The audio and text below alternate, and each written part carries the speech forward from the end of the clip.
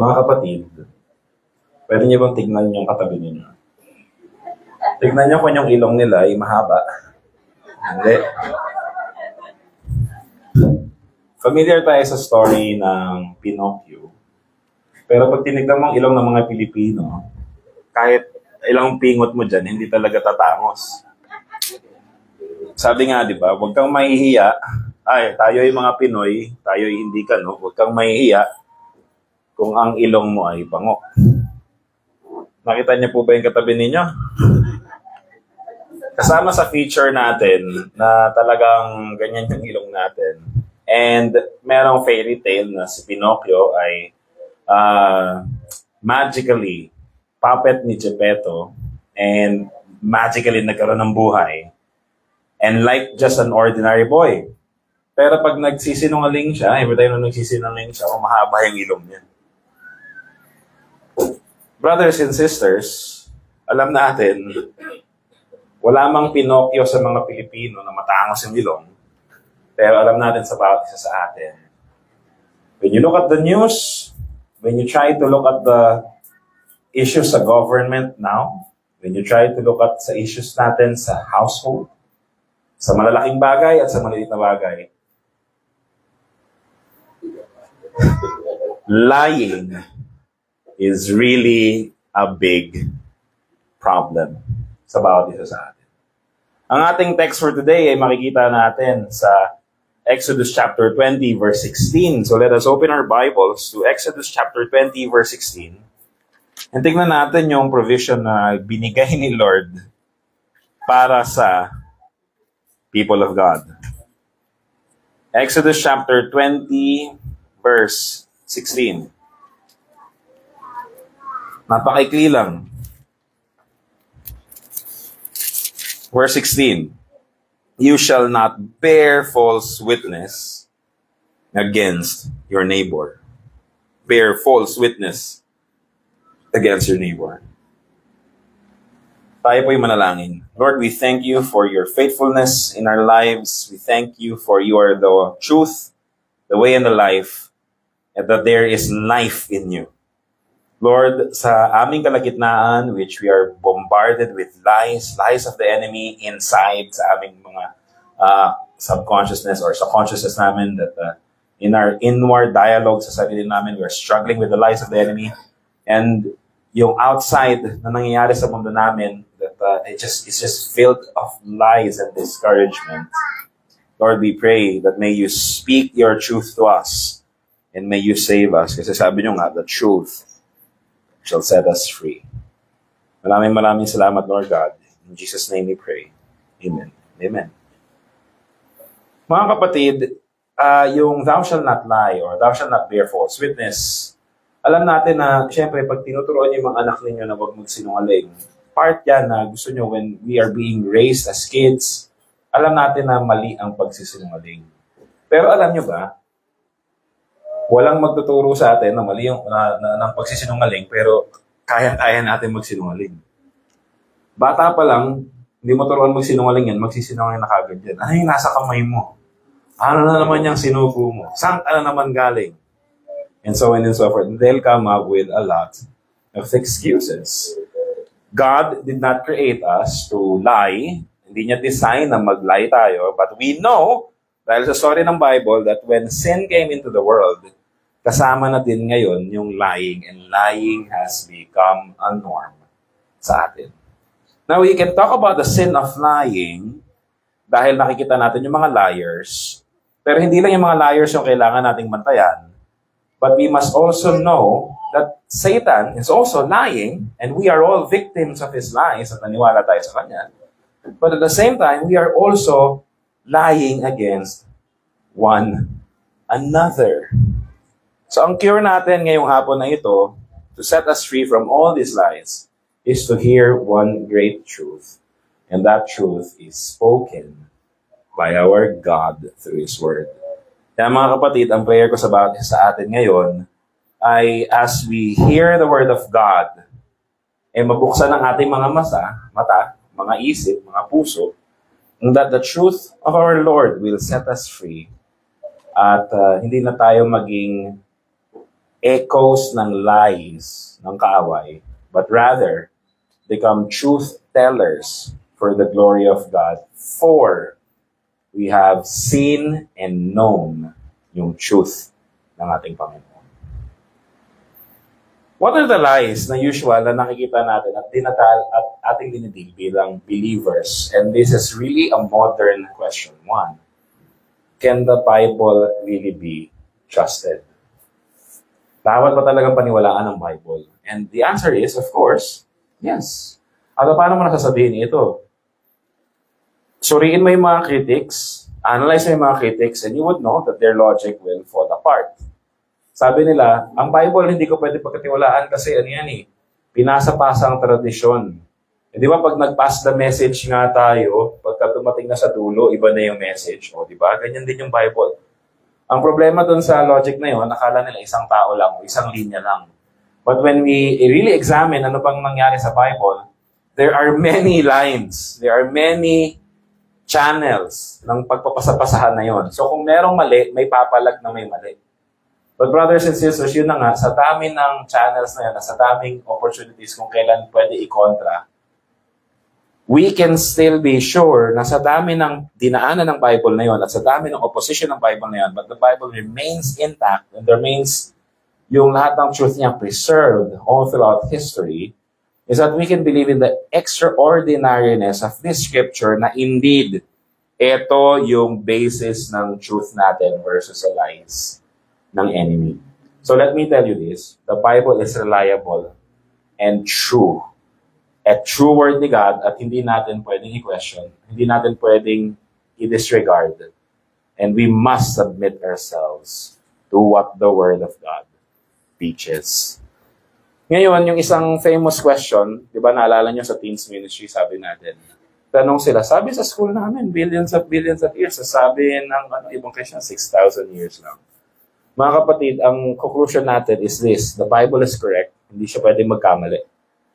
Pero the question is, ano ba tinuturo ng Bible? Is the Bible really teaching na 6,000 days lang? Or is the Bible really just saying na si God ang creator and tayo galing kay Adan, and as long as na-intact yun, hindi pwedeng magkaroon ng problema? And so ang belief natin is this, we have no other alternative but to believe what the Bible says it believes. Pero ayaw natin na maging mayabang sa mga issues wherein hindi naman pala yun yung tinuturo ng Bible. For example, meron nangyaring Copernican revolution na sabi ni Copernicus, I think the sun is the center of the solar system. Hindi ko yun pro-meal commercial. Na-discover niya na sun is the center of the solar system. But during the time, ang paniniwala is that the earth is the center of the solar system. Kasi sabi, the sun sets. Sabi ng Bible, the sun sets. So yung sun nagsiset. The sun rise. So yung sun yung nagra-rise. So, ito, tinuturo ng Bible, yung earth, yung center ng solar system, and then yung sun tumataas and yung sun bababa. And that's the issue during the time. And later on nalaman, na tama pala si Copernicus. And mali pala yung church. Hindi naman tayo yun, yung Roman Catholic Church yung mali. Kaya nagkaroon ng enlightenment na split din, nakasabay ng Reformation. Pero yun yung nangyari. So science has become independent from the church. Pero ang idea, kasi, the church was not teaching na yung earth is the center of the solar system. The Bible is just describing ano yung nangyayari. And so, yun yung issue natin. So, ano ba talaga? 6,000 or billions of years? We have no reason to doubt the Bible. We have no reason to adjust it sa ibang views.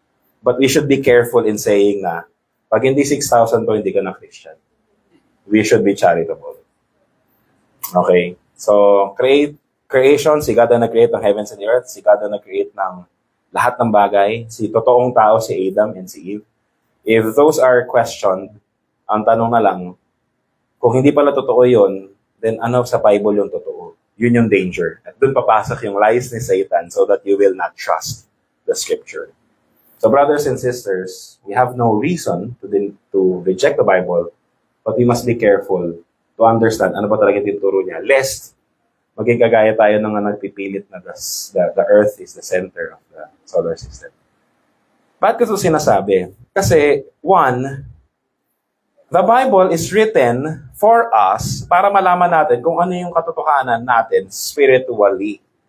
The Bible is not written as a science book. The Bible is not written as a math book. The Bible is not written as a political book.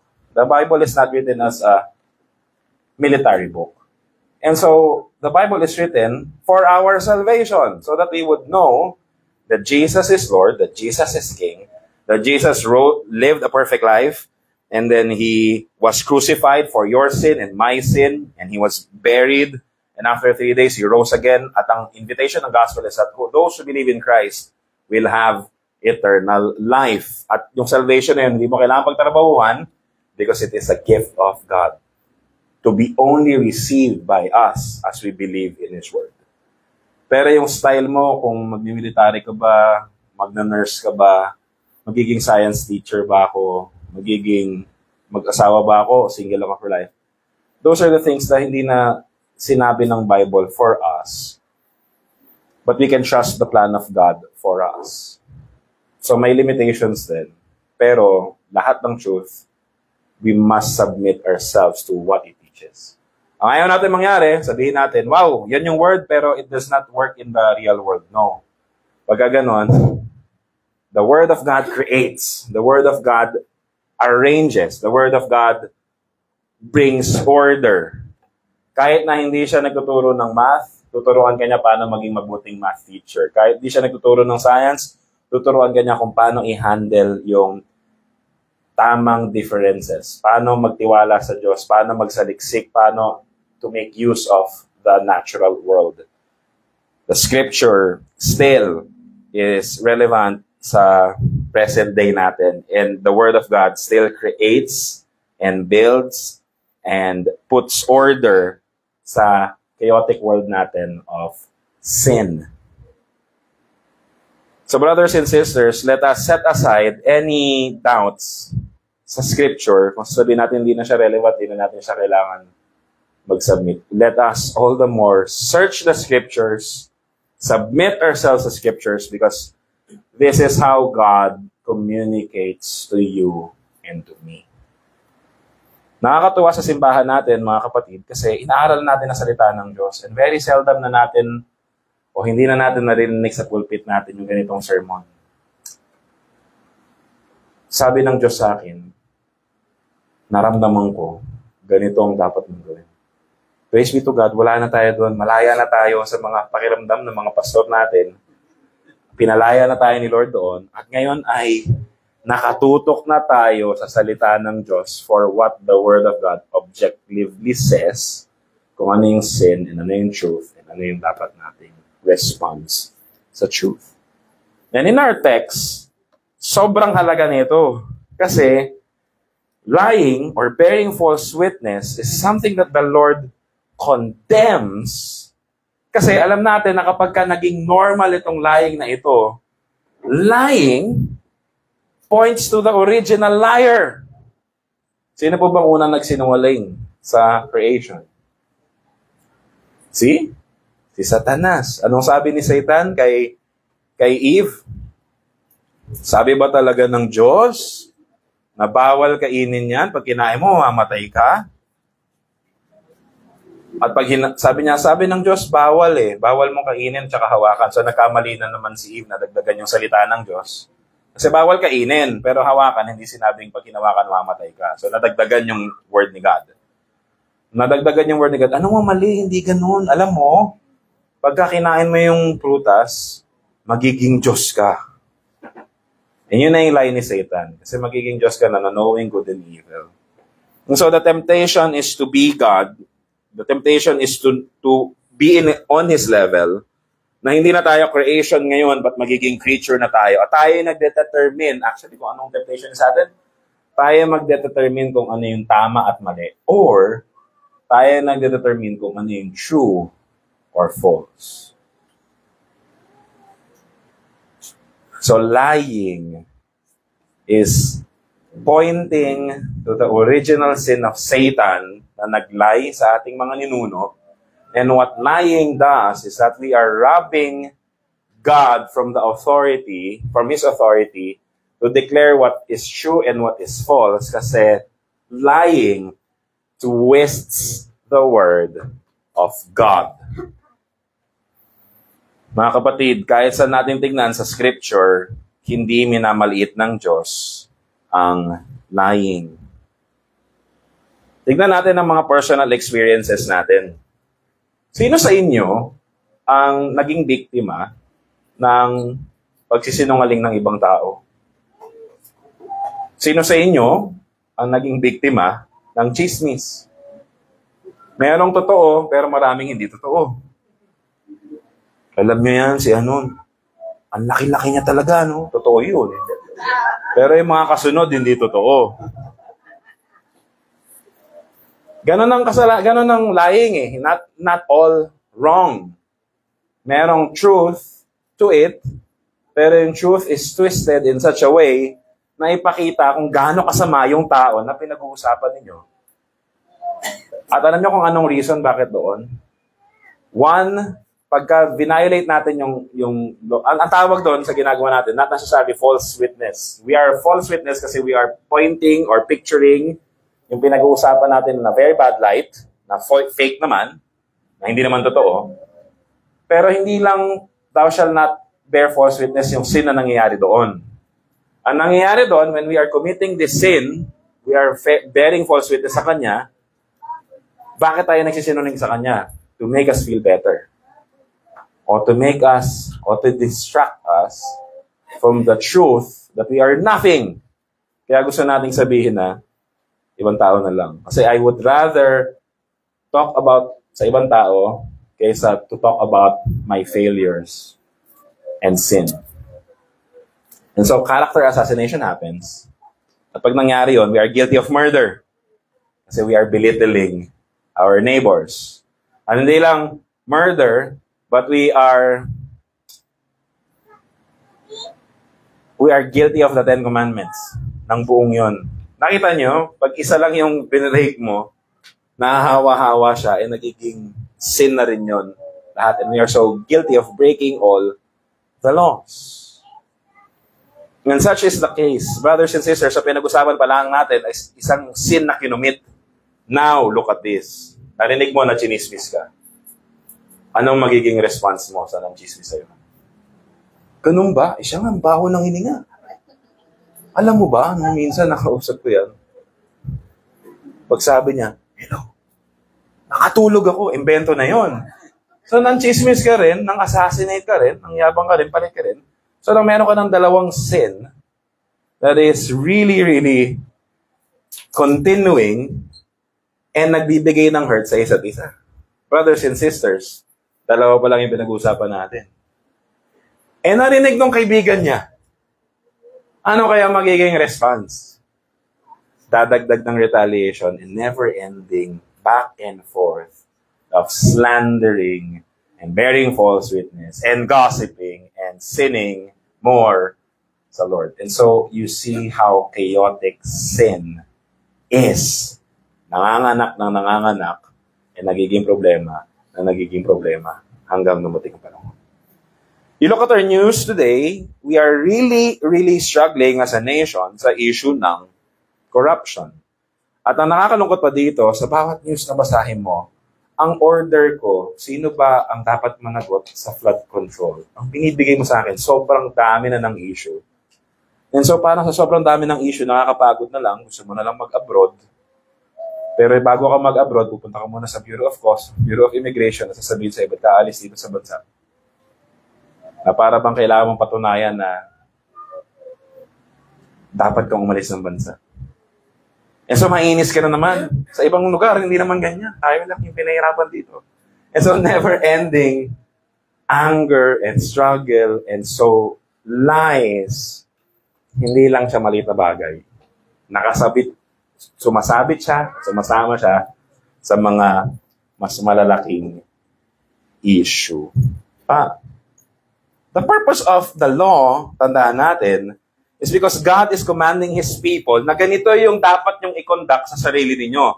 In God's people, there should never be slander. There should never be bearing a false witness. There should never be lying among you.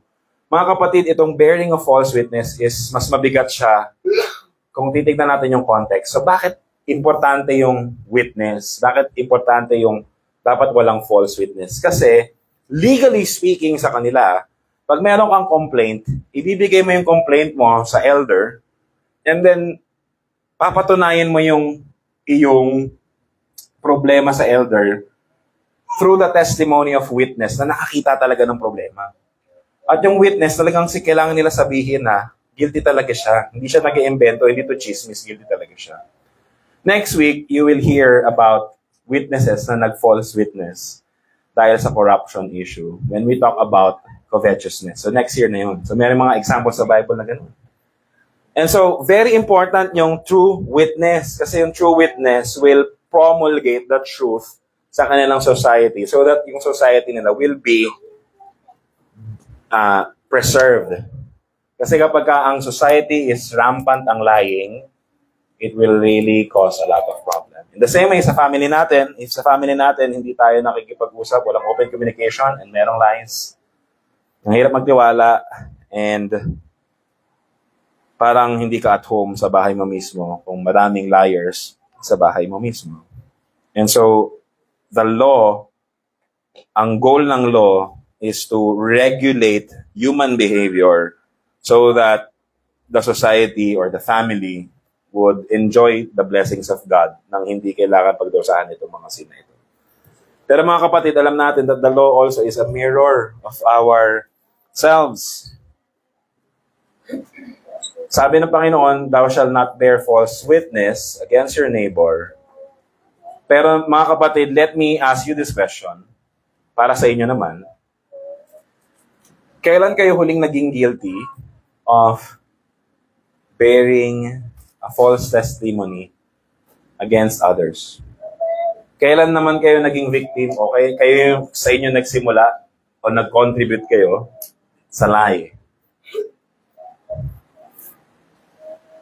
Ngayon, nasa information age na po tayo. At sa information age, hindi maintindihan ito ng mga bata na lumaki na may internet na. Ngayon, ang dali-dali. Pindutin mo sa internet, hanapin mo yung picture ng kapitbahay mo, hanapin mo yung picture ng bahay mo, makikita mo. Hanapin mo yung chords ng B7, makukuha mo. Nung panahon ng Beatles, nung sinusulat nila yung kanta o nag-aaral sila ng kanta, hindi nila alam kung ano yung B7 na chord. Ano yung B7? Parang, hindi ko alam yun eh. Paano ba yun? Nag-aaral sila sa magazine noon, 1950s, 1960s. Ano ba yung B7? Punta tayo sa kabilang town. Meron akong kilala, alam niya yung B7. And so, pupunta pa sila doon. Paano yung B7? Ganito yan. Kring! Wow! Ngayon, mag-google ka lang, may YouTube. Ano na lahat. B7, gusto mo, B-diminish pa. Mas complicated na chords. Makakuha mo lahat. Mga kapatid, information is readily available sa bawat isa sa atin. Kaso the problem in this information age is dahil lahat ng information available sa atin, even yung mga false information, available din sa atin. So anong solusyon? Patigilin mo lahat ng false information? Pag ginawa mo yon, di parang naging sensor ka na ng lahat ng bagay. Di ba? Dahil mo pa si Hitler, ikaw nagsasabi kung anong tama at mali. Paano kapag against sa'yo yun, pero totoo? Masasabihin mo ba yun? Siyempre, sensorin ko na lang yun. Hindi totoo yan. Fake news ka. At ganun yung nangyayari sa atin mga kapatid. Kaya, with the rampant information, ang maganda sana ma-practice natin, responsible Filipino citizen, is yung critical thinking to analyze kung totoo ba information ito o hindi. And later on, we would realize ano ba talaga yung dapat. Now, tignan natin yung catechism natin to help us understand how should we deal with this sin of bearing false witness o testimony against others. Anong tanong ng ating catechism? What is the aim of the 9th commandment? Anong aim ng 9th commandment? And the answer is, sabay-sabay natin i-confess, that I never give false testimony against anyone, twist no one's words, not gossip or slander, nor join in condemning anyone rashly or without a hearing.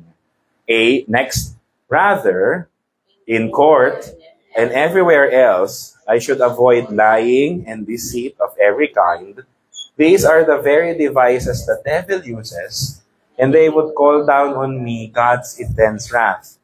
I should love the truth, speak it candidly, and openly acknowledge it, and I should do what I can to guard and advance my neighbor's good name. So isahin natin yung dinedemand ng catechism sa atin as how it understood yung law. That I never give false testimony against anyone.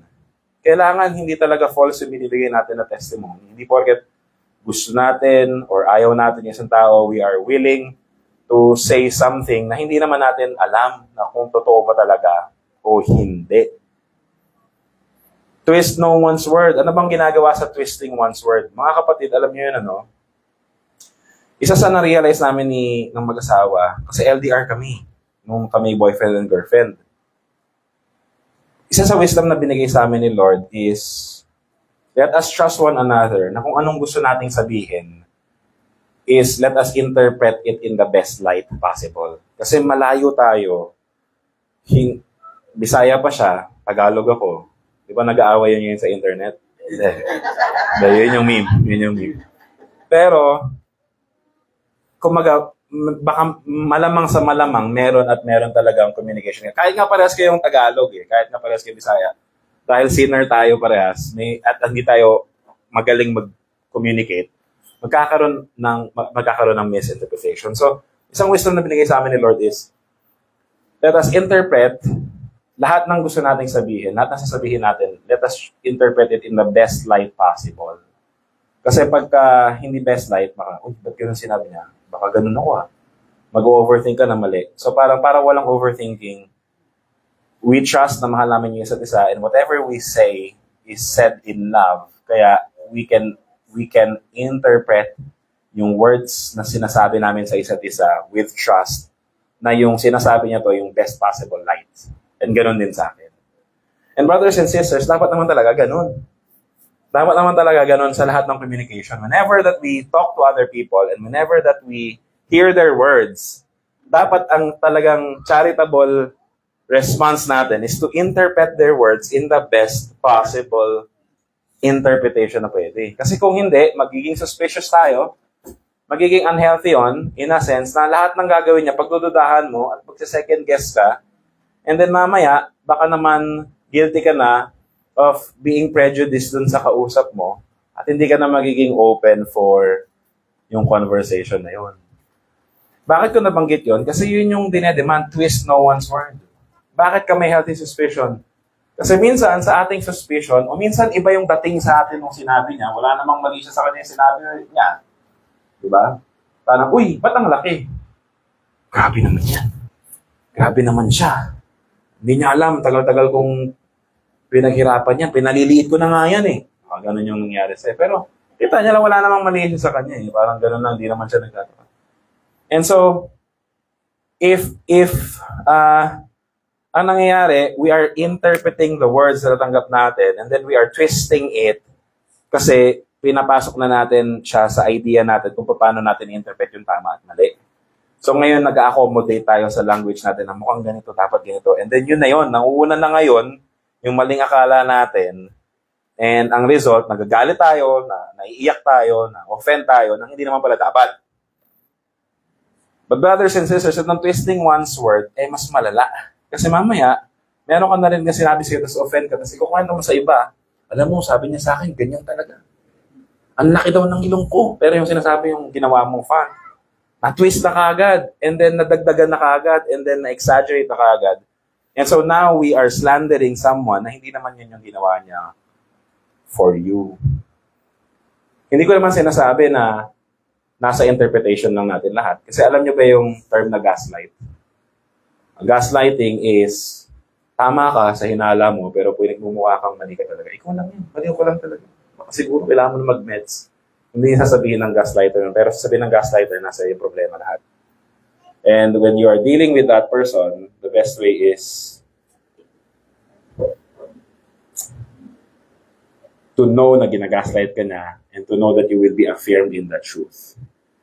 Nakakalungkot yun, palaging ikaw yung may mali. So, twisting no one's word. Hindi dapat natin tinitwist yung word ng iba.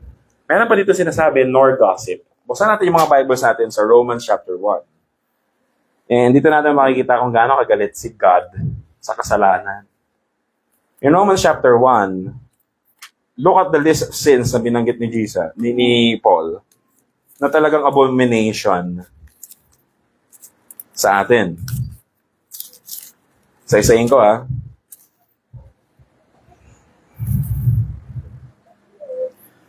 For I am not, verse 16, ako magsa-start, and then mahaba. For I am not ashamed of the gospel, for it is the power of God for salvation to everyone who believes, to the Jew first, and also to the Greek. So the gospel is the truth. For in the righteousness of God, for in it the righteousness of God is revealed from faith to faith, as is written, but the righteous man shall live by faith. So yung effects ng gospel. Then verse 18, sinabi dito, for the wrath of God is revealed from heaven against all ungodliness and unrighteousness of man who suppress the truth in righteousness. So merong attack sa truth yung unrighteousness. Verse 19, because that which is known about God is evident within them, for God made it evident to them. Verse 20 to 21, pinamemorize yun sa teens. So memorize na ba ng mga teens na nandito to? Hindi pa. Wala. For since the creation of the world, His invisible attributes, His eternal power and divine nature have been clearly seen, being understood through what has been made, so that they are without excuse. Verse 21, for even though they knew God, they did not honor Him as God or give thanks, but they became futile in their speculations, and their foolish heart was darkened. So merong rejection of the truth na nangyayari, yun yung sin. 22, professing to be wise, they became fools. So lying, they are professing to be wise, pero in reality, they are fools. Verse 23, and exchanged the glory of the incorruptible God for an image in the form of the corruptible man, and of birds and four-footed animals and crawling creatures. Si God yung dapat sambahin, sinamba yung mga hindi dapat sambahin. So merong deception. Verse 24, therefore God gave them over in the lust of their hearts to the impurity, so that their bodies would be dishonored among them.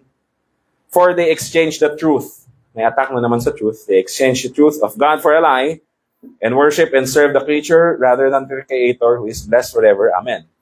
For this reason, God gave them over to degrading passions for their women, exchanged the natural function for that which is unnatural, and in the same way also the men abandoned the natural function of the woman and burned in their desire toward one another, men with men committing indecent acts and receiving in their own persons the due penalty of their error. We can see here yung homosexuality. And homosexuality is made as example ni Apostle Paul na talagang naging twisted na yung world kasi yung truth ni God, naglalay ka na. Mga kapatid, alam natin that God can save every one of us sa ating mga kasalanan, including if you are struggling with homosexuality, God can save you from your sin. Hindi ibig sabihin nito na magiging straight ka overnight, but God can save you and deliver you from your struggles. Pero anong lie ang, isipin nyo, someone who is homosexual will say, hindi, babae na ako. Hindi, ito na talaga ako. Ganito na talaga ako for life. Pero in reality, hindi naman ikaw ganun. There's something wrong with you because you're rejecting God just like any one of us. Pero yung sin manifested in your life by denying the truth that you are created as man or you are created as woman. And ito yung example sa Romans 2. Pero mga kapatid, hindi nagtapos sa homosexuality.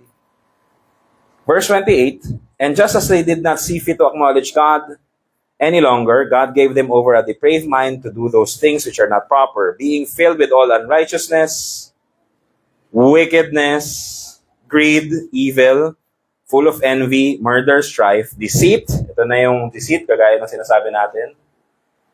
Malice. They are, ano sabi? Gossips.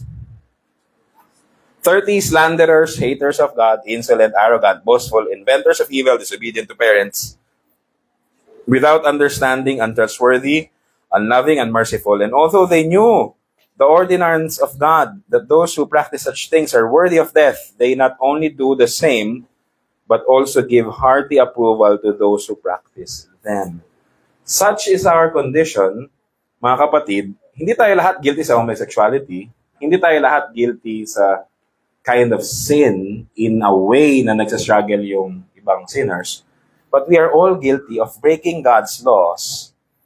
And kasama dito sa sinabi at pinangalanan na sin is yung gossip. So gossip is never light to begin with. Ulitin ko gossip should not be among the people of God. Alam niyo kung ano ginagawa ng gossip? So, define muna natin yung gossip. Ano yung gossip? Akala ng iba, gossip yung mga nagsasabi ako ng mga hindi totoo. Hindi gossip yun. Kahit totoo, pero hindi tapat manggagaling sa'yo, tapos ikaw yung nagsasabi, gossip pa rin yun. Okay? So, hindi dapat ikaw ang nagre-report niyan. Dapat iba ang magre-report yan. Hayaan mo na yung proper channel yung mag-report niyan. Huwag na ikaw. Diba? Gusto mo unahan yung reporter, gusto mo maging reporter eh. Somehow, there is a feeling of, ako yung nagsabi. There is a feeling of importance kasi alam mo yung latest chika of the moment. There is a latest information na ikaw ang nag-deliver and it makes you feel important. Mga kapatid, alam nyo, if you are enjoying gossip, it means you are not enjoying your identity in Christ.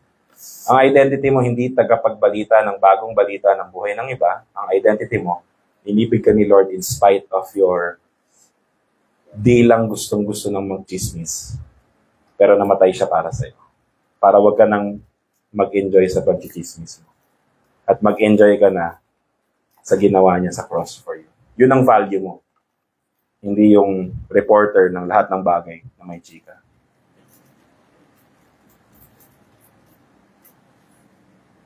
Alam niyo kung anong ginagawa ng gossip? Pinapatay niya yung confession. Kasi kung sa people of God, usong-uso ang chismis, ang isang binabanata ng chismis is shame. You are exposing the shame of your brother or your sister sa ibang tao na hindi naman nila dapat marinig at hindi naman dapat nila malaman. Ang nangyayari, if merong gossip among God's people, yung guilty would be defensive and would feel na na-victimize ako kasi ginagossip ako nito. So instead of confessing na meron siyang sin and confessing na meron siyang forgiveness, and by confessing and repenting of his sin or her sin, will receive love from one and every one of us na members. Mga kapatid, yun yung solution sa sin niya. That person would stop from sinning. Gossip kills confession kasi imbis na mag-confess na yung repentant, imbis na mag-go back na sa Lord yung repentant, ang nangyayari, dinadagdagan pa ng shame yung sinner, kaya natatakot siya mag-confess. Of course, hindi lang naman gossip yung problema. Minsan, ayaw mo talaga i-confess yung sin mo, kaya sasabihin mo na lang lahat gossiper kayo kahit na ino-convict ka na sa kasalanan. May mga ganun din namang kaso. Pero mga kapatid, if gossip is found sa people of God, nakakalungkot yon kasi the people that I should trust to protect my good name, the people that I should trust to love me and promote my good, bakit parang sila pa yung nagsasabi ng lahat ng mga bagay na hindi naman dapat pinag-uusapan pa. So brothers and sisters, sa ating mga kalagitnaan, merong chismoso at chismosa. Gusto niya malaman? Sabihin ko ba? Joke lang yun. Hindi ako manchichismis sa inyo. Pero sinasabi ko lang katotohanan na lahat tayo ay guilty doon. Pero lahat tayo dapat tigilan na yon. At instead of gossiping or enjoying talking about the lives of others, let us spend time in praying for the person, kung sino man yung narinig natin. And mamaya sasabihin natin yun na obligation natin ng member na pag may narinig tayong chismis sa ibang member, sabihin natin sa member, sabihin natin sa elders, pray natin so that yung chismis na yun would stop. Now, kung may katotohanan yun, then let's proceed yung church discipline. Tignan natin kung applicable yun. Pero the idea is that hindi siya magiging parang chismis lang, nang walang nangyayari. Brothers and sisters, ito, kakambal ng chismis yung slander. Kasi ang slander, yung sisiraan mo na talaga. So kahit totoo yung sinasabi mo, gossip, pero yung slander, may kasama ng paninira. So slandering someone, mali din yun. Ito yung pinakamalupit at tingin kong applicable even ngayon. Kailan sinulat ang catechism natin? 1563. Tingnan nyo nor join in condemning anyone rashly without a hearing. Yung mga kapatid, sa panahon ngayon, para tayong, alam niyo sa medieval times, yung mga farmers, pag magpaprotesta sila, nakalabas yung mga pitchfork nila at mga torch. Mob, di ba? Parang ganun tayo ngayon Pagka merong sinabi sa internet na ito, masama talaga siya. O itong mga kampo, magsasama-sama. Itong mga kampo, magsasama-sama. Pero wala namang proper hearing. Wala namang proper evidence. And so if he would condemn it rashly, ibig sabihin wala tayong probable cause, we are just condemning it, we are guilty of thou shalt not bear false witness, Father. Kaya mga kapatid, sa totoo lang nakakalungkot lang na parang ang nangyari ngayon sa mundo natin is trial by publicity. Pag merong issue, lalagay sa Facebook and then magkakaroon ng pagkakawatak-watak. Tapos magkakaroon ng mga bagong issue. Tapos makakalimutan na natin yung issue. Ang issue, GAA, flood control, 2025. Tapos kung ano-ano na yung mga nagiging issue elsewhere. Hindi natin sinasabi na guilty na talaga yung mga tinuturo ng guilty doon sa ating pondo. Pero ang sinasabi natin, please, sana magkaroon ng hearing so that we would know the truth. Parusahan ang dapat parusahan, ibalik yung dapat na ibalik kung merong ninakaw at malamang meron. Kasi merong mga false projects. So we are praying for a hearing na clear. Until walang ganon, mahirap na sabihin na guilty ka talaga. So we should also suppress. Most probably, guilty ka. Ngayon, pwede natin questionin yan, pwede natin pagkupayan. Sana may hearing para mas maging clear. Ngayon, kung guilty ka, sana maparusahan ka. And pwede yun. Pwede mo i-demand yun sa government. Pwede mo i-demand yun sa ating citizen. Pwede natin pagprayan yun. And yun yung gusto natin. Pagpeprayan natin yun. Pero kung walang desire for hearing, walang desire for justice, walang desire for knowing all issues and even yung defense, and then gusto lang natin i-push yung condemnation, we are not really pursuing justice. Nagiging kabahagi lang tayo ng chismis sa internet and sa bahay natin. And so we must be careful sa rashly condemning anyone without a hearing. Mga kapatid, dito sa atin, pag may nagsabi, alam mo, itong member natin, ganito yung life. Hindi namin paniniwalaan yung magsasabi nun agad. Alam mo kung anong gagawin ng elders? Mag-iimbestiga kami.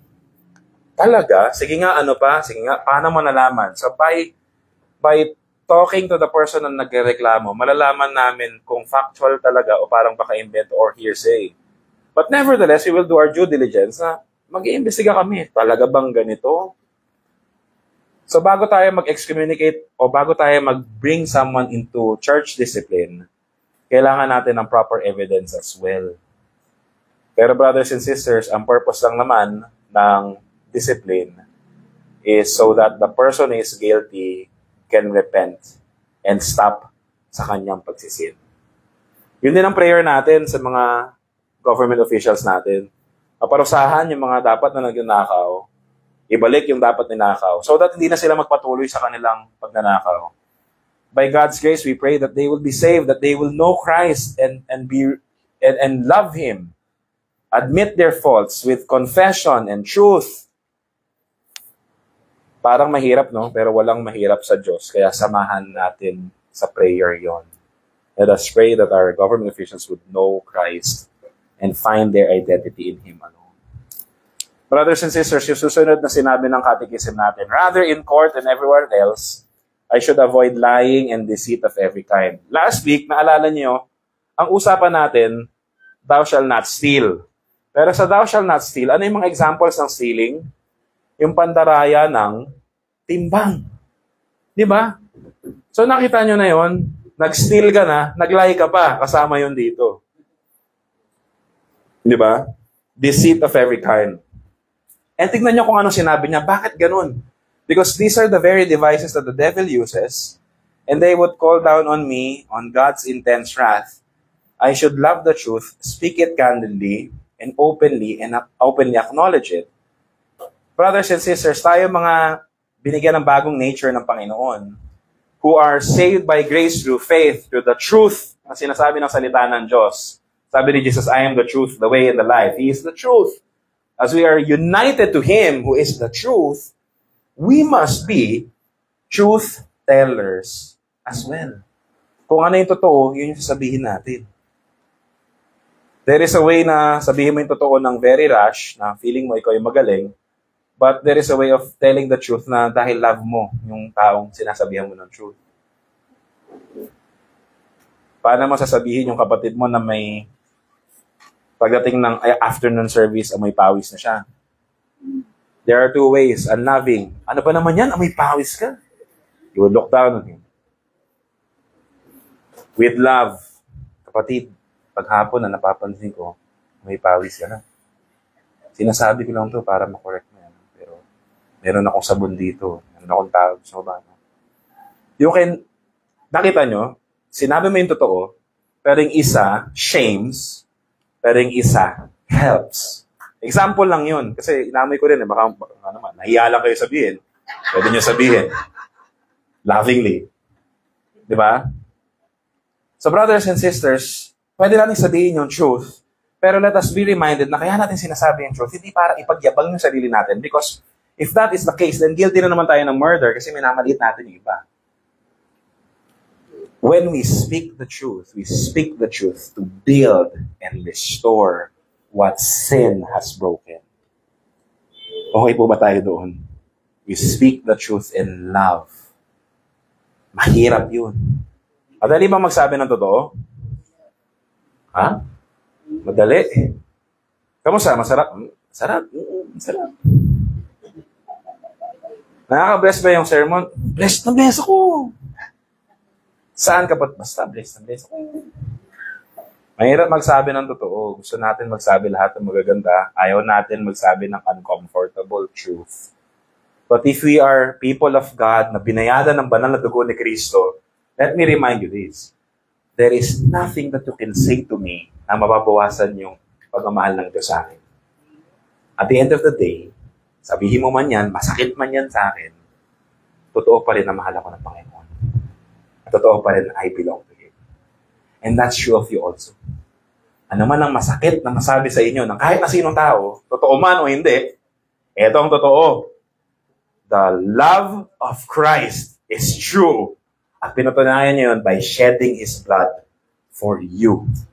You have nothing to lose. Lahat meron ka. And so, brothers and sisters, if you will receive correction dahil sinabihan ka na, huy, sinner ka, ito yung sin mo, do not think of it na inaatake ka. We must learn how to correct with love, pero itong truth-telling na ito will set you free para hindi ka na magpatuloy sa sin mo. After all, at the end of the day, the truth remains, I am paid by His precious blood. Mga kapatid, kaya tayo defensive kasi feeling natin, kailangan pa rin natin protektahan yung sarili natin. Dapat naman, lalo na kung pangalan mo na yung sinisira. Dapat naman, kung mali talaga, i-confront mo yung mali. Pero brothers and sisters, kung alam mo lang kung anong meron ka in Christ, hindi mo feeling lugi kung meron mang hindi magbigay ng tamang acknowledgement sa'yo. Mas maganda yung binigay ni Christ sa atin kaysa sa kung anong pwedeng ibigay ng mundo na bola. Kasi truth is truth. Balik-balik ka rin mo pa niyan. At kakasangapanin niya ng Diyos to build us in love and to grow us. Lastly, anong sabi ng catechism natin? And I should do what I can to guard and advance my neighbor's good name. Church, ito yung mananatiling challenge sa atin. Kailan mo inisip yung kapakanan ng church member mo? Kailan mo huling inisip yung kapakanan ng church member mo? Meron na tayong membership directory. Sino yung mga membership directory dito? Sino yung mga nawala na yung membership directory nila? Sino yung, oo nga pala, meron pala akong ngayon ngayon ko lang naalala. I hope na binabasa nyo siya at pinagpe-prayan nyo siya kasi yun yung kailangan yung to guard and advance your neighbor's good name. Numero uno sila. Of course, we should do this to everyone. Pero yun yung numero uno natin kailangan gawin. We should protect and love and advance the good name of our neighbor. You should build up one another in love. You should speak the truth in love sa isa't isa. At ano yung truth na pwede nating matanggap bilang church? Mga kapatid, Satan continues to lie. Satan continues to deceive. But the Word of God is truth. And the truth of Christ will really set us free. So brothers and sisters, ang prayer ko sa church natin, ganito, na yung Word of God na inaaral natin every Lord's Day, matatanggap ninyo, pero that you will echo the words of Christ to your brothers and sisters dito sa church na ito. And so we want the Word of God to reverberate sa bawat isa sa atin. And brothers and sisters, ano kaya itsura ng simbahan natin? Kung yung truth of the gospel dito sa pulpito, ay hindi lang sa pulpito mo naririnig, pero naririnig mo din sa kapwa members mo. Ibang saya. Mga kapatid, pag ganito yung sinasabi ko, yung speaker nandito sa harap, di ba? Yung setup natin ng speakers nandito. So naririnig nyo nandyan, pag ganyan. Imagine kung ang speaker hindi lang dyan, dito din, sa area nyo din. Yun yung surround system. Surround system, di ba, kunyari, pag nagda-drums, di ba? Taka-taka, dugod-dugod. Pag walang surround system, dito lang yun, flat lang yun nasa harap. Pero kapag may surround system, taka-taka, dugod-dugod. Kala mo umiikot yun sa ulo mo. Kala mo, nandun ka talaga sa movie kasi merong surround. Ang prayer natin is that the gospel will be like a surround system sa ating church. That we will not be gossips, we will not bear false witness, but rather, we will speak the truth in love. Yung truth of the gospel, that Christ is for you and for me, and there is forgiveness to those who repent of their sins. Tayo manalangin. Lord, maraming salamat po sa tayo na binigay niyo sa amin, and we ask for forgiveness for any falsehood na meron kami sa aming mga dila. For kung guilty kami na mag-share ng mga fake news, kung guilty kami maniwala dun sa mga falsehoods, kung kami guilty sa pag-gossip or pag-slander or sa pag-judge, we ask for forgiveness. Lord, yung prayer namin is that teach us to be a channel of your truth, of your gospel truth, na hindi lang namin sa pulpito maririnig yung pagmamahal ng Panginoon sa amin, but would speak to one another in love of how much you have paid for us, how much you have saved us, how much you have loved us with an everlasting love. So that the gospel will be like a surround sound sa aming kalagitnaan. Teach us to do this so that we can guard and advance our neighbor's good name. Lord, thank you for being that neighbor to us who guarded and advanced our good name by giving us your name. In Jesus' name we pray. Amen and amen.